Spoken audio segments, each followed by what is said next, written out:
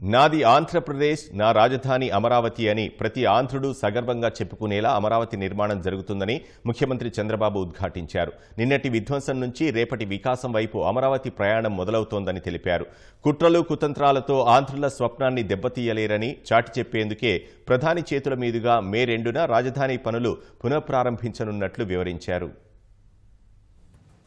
ప్రధాని నరేంద్ర మోదీ రాజధాని అమరావతి పర్యటన ఏర్పాట్లపై ముఖ్యమంత్రి చంద్రబాబు ఉండవల్లిలోని తన నివాసంలో ఉన్నత స్థాయి సమీక్ష నిర్వహించారు. ఈ సమావేశంలో మంత్రులు పయ్యావుల కేశవ్, అనగాని సత్యప్రసాద్, నారాయణ, కొల్లు రవీంద్ర, నాదెండ్ల మనోహర్, సత్యకుమార్తో పాటు డీజీపీ హరీష్ కుమార్ గుప్తా, వివిధ శాఖల అధికారులు పాల్గొన్నారు. సరిగ్గా దశాబ్ద కాలం క్రితం ప్రధాని మోదీ చేతుల మీదుగా శంకుస్థాపన చేసిన రాజధానిని వైసీపీ సర్కార్ విధ్వంసం చేసిందని మండిపడ్డారు. అందుకే నేడు మళ్లీ అదే ప్రధాని చేతుల మీదుగా పనులు తిరిగి ప్రారంభించి ఒక అద్భుత రాజధానిని నిర్మించి విధ్వంసకారులకు గట్టి సమాధానం చెబుతున్నామని తెలిపారు. గత సర్కార్ అమరావతిని దెబ్బతీయారని అనేక కుట్రలు, దాడులు చేసిందని ధ్వజమెత్తారు. అయితే అన్ని ప్రాంతాలు, వర్గాల ప్రజల అభిలాషకు అనుగుణంగా ప్రారంభమైన అమరావతి వాటన్నింటినీ తట్టుకుని నిలబడిందని ఉద్ఘాటించారు. కూటమి ప్రభుత్వం అధికారంలోకి వచ్చిన 10 నెలల్లోనే గత ప్రభుత్వ విధ్వంసం వల్ల ఎదురైన సవాళ్లను పరిష్కరించి నిలిచిపోయిన పనుల్ని పట్టాలెక్కిస్తున్నామని వివరించారు. ప్రధాని రాజధాని నిర్మాణంపై ఎంతో ఆసక్తిగా ఉన్నారన్న సీఎం ఢిల్లీలో జరిగిన భేటీలో సందర్భంగా పలు సూచనలు చేశారని తెలిపారు.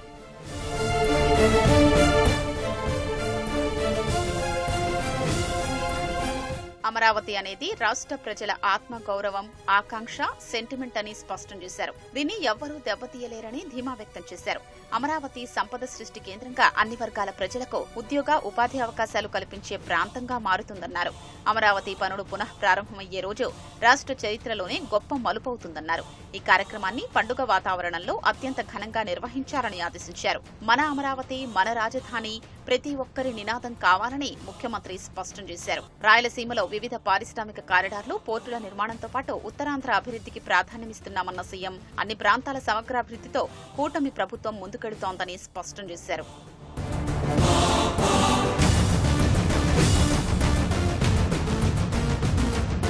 అమరావతి పునః ప్రారంభ వేడుకలో కూటమి శ్రేణులంతా భాగస్వాములు కావాలని సీఎం పిలుపునిచ్చారు. నేడు టెలికాన్ఫరెన్స్ ద్వారా కూటమి పార్టీల ఎంపీలు, ఎమ్మెల్యేలు, ఎమ్మెల్సీలకు ఆయన ఆహ్వానం పలకనున్నారు. వేడుకకు వచ్చేందుకు విద్యార్థుల నుంచి పెద్ద ఎత్తున వినతులు వస్తున్నాయని మంత్రులు సీఎం దృష్టికి తీసుకెళ్లారు.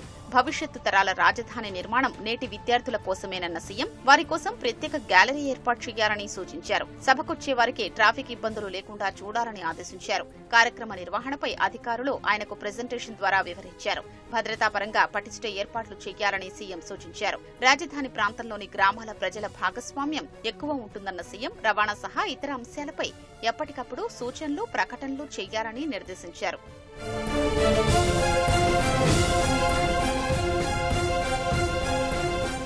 ప్రధాని రాకకు సంబంధించి షెడ్యూల్లో స్వల్ప మార్పులు జరిగాయని పురపాలక శాఖ మంత్రి నారాయణ తెలిపారు. ప్రధాని మోదీ కొత్త షెడ్యూల్ ని ఆయన వివరించారు.